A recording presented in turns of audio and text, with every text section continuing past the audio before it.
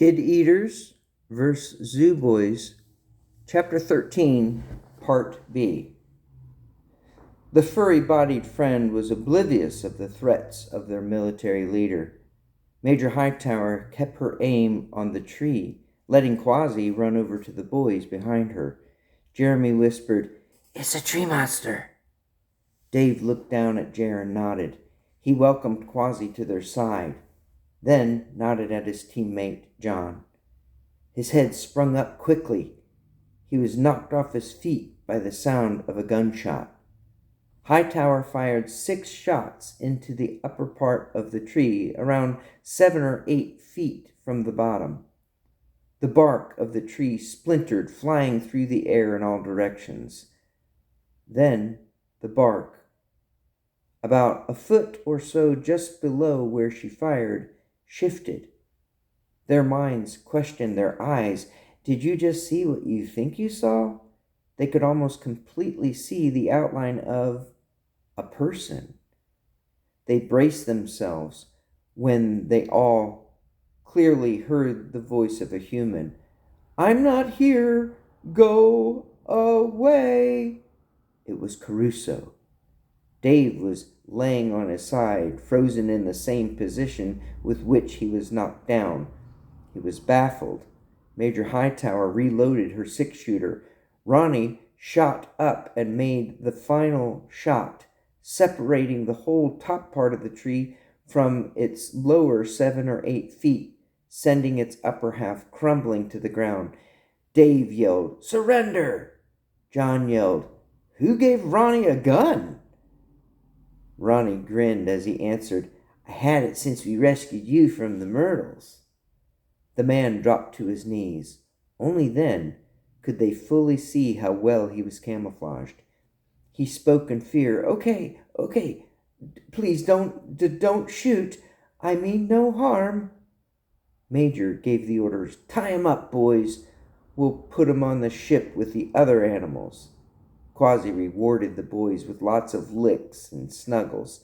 Ron embraced her and asked his major, "Can we take her onto Chopper too?" She nodded while keeping her gun on their new prisoner and confirmed, "We've got to, mister." Jeremy and John pulled rope from the backpack. Dave yelled, "I'll grab 'em and hold 'em. And hand me that cattle prodder too." The 3 of them ran over to secure him. Ronnie stayed with Quasi. Hightower holstered her sidearm and joined them, pulled zip ties out from her vest pocket, and fastened them on the trespassing creep. With that, they made their way back to the underground passage, leading them back to the empty pool. They let Hightower keep track of their human captive. She didn't mess around. She kept a cattle prodder aimed at him at all times. They came out right near the spot where they were going to catch as many of Tina the Tiny Tiger's siblings as possible. The high-ranked officer also offered to use this Robinson character as the bait down in the pool, but first, a lot of preparation was needed. They went at it, setting up the trap from scratch. The major instructed them. "First things first. All 4 of you slide that super big plexiglass box closer to the edge of the pool." It was much lighter than the metal cages and solid wood crates. Once that was in place, with its front side open, she told them the next step. "Now, unroll that large cylinder of heavy material that's usually used to cover the pool. Push it down into the bottom of the pool. Be sure to keep an opening around the bottom drain." That was where the micro tigers would come in from. Then, while still guarding Ralph, she directed them, "All right, see the rope with the floaty beads used to divide the pool between where the shallow and deep end is? Remove the floaty things and fasten one end of the rope to the contraption used to assist in lowering handicapped people into the pool." They took things step by step. she brought things to an end as she set the final stage. Lastly, connect the other end of the rope to the corners of what was the pool cover. This will help us trip up or pull the trap up and around everything that comes into the pool. Everything was ready, so now she addressed Ronnie. Okay, kid, it's time to put Tina in.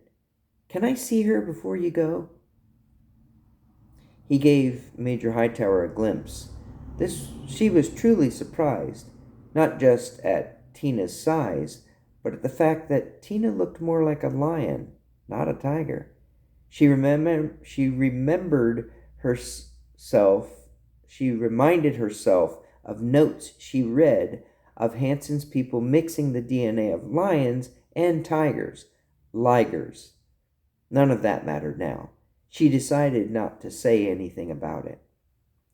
Ronnie knew he had no choice. What brought him comfort was the thought that this one little pet was going to rescue many, as well as be their ticket home. He lifted Tina up close to his face and spoke gently, directly to her as he slowly entered the pool. Now, listen, girl. You're going to be with the rest of your family. We're going to be all right. Then he began to sing the song, Three Little Birds by Bob Marley and the Wailers. Every little thing gonna be all right. Don't worry about a thing, 'cause every little thing gonna be all right. Each step he took was methodical and considerate. He continued to sing soft and sweet. Rise up the morning, smile with the rising sun. Three little birds pitched by my doorstep. His voice cracked a little. Singing sweet songs, melody pure and true. Saying, this is my message to you. Don't worry about a thing. Every little thing gonna be all right. He laid her in the bottom of the pool. His friends, Major, and even Ralph, joined him in song. Don't worry about a thing, 'cause every little thing gonna be all right. Yep, the deed was done. He laid her on top of the material right near the drain, then slowly backed up away from Tina and out of the trap, the whole time still singing the almost haunting chorus. Don't worry about a thing, 'cause every little thing gonna be all right. Once left alone, Tina cried. It was hard for them to endure her calls, but it was exactly what was needed to call out the others. Their major handed the cattle prodder to Dave and gave the order. If he moves even the slightest bit, shock the fire out of him. She made eye contact with Ralph. Dave was hoping he'd have the opportunity to stick it to this guy.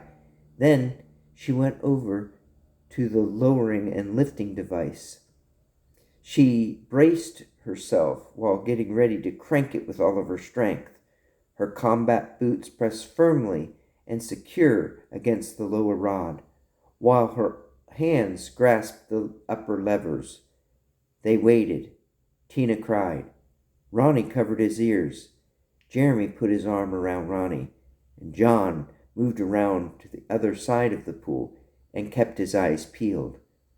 Dave moved the handheld taser closer to Ralph, Caruso, Willoughby, Robinson. The man leaned back away from the threat. Dave just moved it even closer. He wasn't even watching the pool. Tina didn't stop crying. The wait seemed painfully long. On to Part C.